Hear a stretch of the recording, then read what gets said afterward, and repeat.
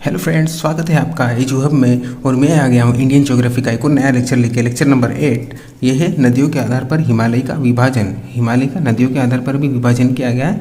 आज हम उसके बारे में पढ़ेंगे। बहुत ही शॉर्ट लेक्चर है, तो फटाफट हम पढ़ेंगे। और अगर ये शुरू करने के पहले अगर आप इस चैनल पर नए हैं तो चैनल को सब्सक्राइब कर दीजिए और बेल आइकन को दबा दीजिए, ताकि मेरे चैनल से संबंधित वीडियोस के नए नए नोटिफिकेशन आपको मिलते रहे। बहुत ही ईजी लैंग्वेज में पढ़ा रहा हूँ मैं। तो चलिए शुरू करते हैं। इंडियन ज्योग्राफी में नदियों के आधार पर हिमालय का विभाजन।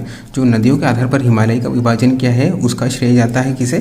सिडनी बुर्रार्ड नामक वैज्ञानिक को। क्या नाम है उस वैज्ञानिक का? सिडनी बुर्रार्ड। तो सिडनी बुर्रार्ड ने नदियों के आधार पर हिमालय को 4 भागों में बांटा है। जो हमने हिमालय पढ़े हैं, वृहद हिमालय, लघु हिमालय, शिवालिक हिमालय, इन्हें सिडनी बुर्रार्ड ने, और वो अपना है ट्रांस हिमालय जो है उसे 4 भागों में बांटा है। तो 4 भागों में किसे बांटा है वही पढ़ने वाले हैं हम आज। तो बहुत ही सिंपल है और आता भी है कभी कभी क्वेश्चन कि कुमाऊं हिमालय किसके बीच में आता है, कौन सी नदियों के बीच में आता है, ये 2 नदियों के बीच में वाले हिमालय को क्या कहते हैं। तो हमें आना चाहिए सभी क्वेश्चन। तो चलिए शुरू करते हैं। पहला जो उसने हिमालय का वर्गीकरण किया है वह सिंधु से सतलज नदी के बीच जो स्थित हिमालय है उसे क्या कहते हैं? पंजाब या कश्मीर हिमालय। सिंधु या सतलज नदी के बीच स्थित हिमालय। सिंधु नदी कहाँ से निकलती है? तिब्बत में चेमाई गुडुंग, तिब्बत में मान सरोवर के पास है चेमाई गुडुंग ग्लेशियर से निकलती है। और सतलज नदी कहाँ से निकलती है? ये भी तिब्बत में मान सरोवर के पास से निकलती है। सतलज नदी भी मान सरोवर के पास से ही निकलती है। तो इन दोनों के बीच जो हिमालय स्थित है उसे कहते हैं पंजाब या कश्मीर हिमालय।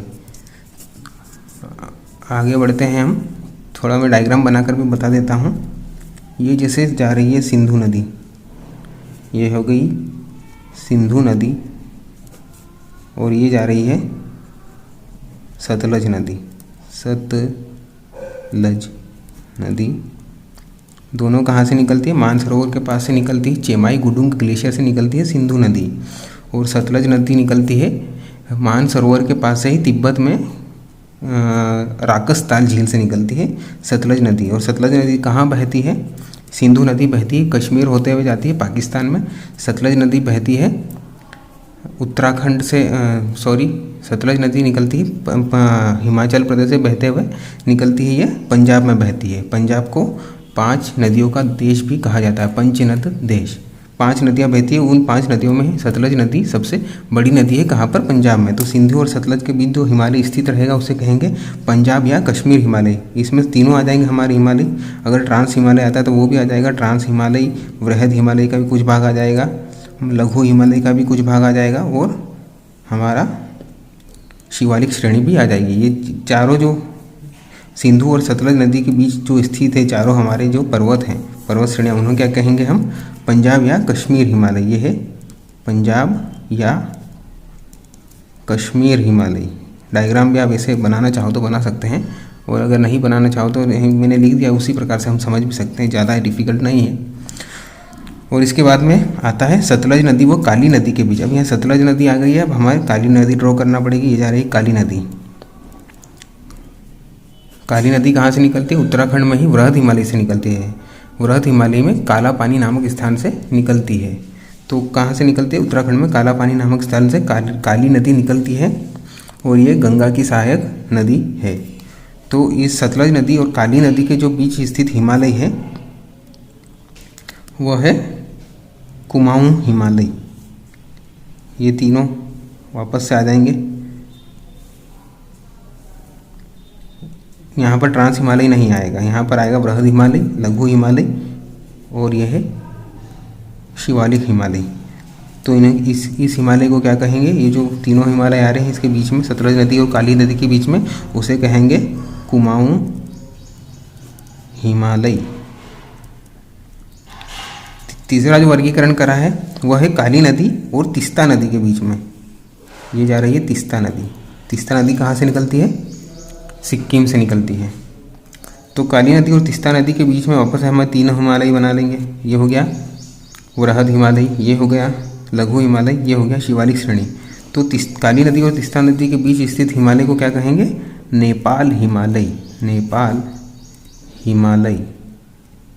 और इसी प्रकार से चौथा जो वर्गीकरण है तीस्ता नदी और देहांग नदी। देहांग नदी क्या होती है? देहांग नदी है, इसका दूसरा नाम है भारत में ब्रह्मपुत्र, और तिब्बत में बोलते हैं इसे देहांग। तो तीस्ता नदी और देहांग नदी के बीच स्थित हिमालय, देहांग नदी, ये हिमालय के तीनों श्रेणियाँ आ गई, उसे कहेंगे हम असम हिमालय, असम हिमालय। ठीक है फ्रेंड्स, तो समझ में आ गया, बहुत इजी है। तीस्ता नदी और देहांग नदी के बीच में स्थित हिमालय को क्या कहेंगे? असम हिमालय। देहांग नदी का नाम, दूसरा नाम क्या है? ब्रह्मपुत्र। ये कहाँ से निकलती है? तिब्बत में मानसरोवर के पास से, तिब्बत में मानसरोवर से ही निकलती है। कौन सी नदी हमारी? ब्रह्मपुत्र नदी। और यह अरुणाचल प्रदेश से भारत में प्रवेश करती है।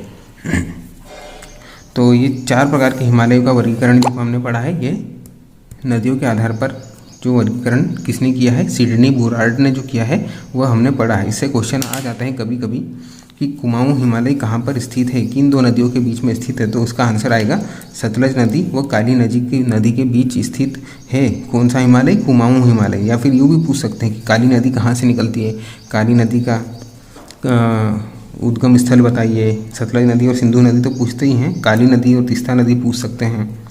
तो ये फ्रेंड्स, ये बहुत ही छोटा सा चैप्टर था जो मैंने कवर कर लिया है आज, तो अच्छे से पढ़िएगा इसे, और बाकी जितने भी चैप्टर पढ़ाए सारे अच्छे से पढ़िएगा, बहुत ही इजी लैंग्वेज में मैं समझा रहा हूँ। तो फ्रेंड्स, आज के लिए इतना ही काफ़ी है। अगर आप इस चैनल पर नए हैं तो फिर से एक बार बोल रहा हूँ कि सब्सक्राइब कर दीजिए मेरे चैनल को, बेल आइकन को दबा दीजिए, और वीडियो अगर अच्छा लगा हो तो लाइक कर दीजिए, शेयर कर दीजिए और कमेंट कर दीजिए। तो चलिए फ्रेंड्स, चलता हूँ इसी के साथ। Okay, bye bye, good bye.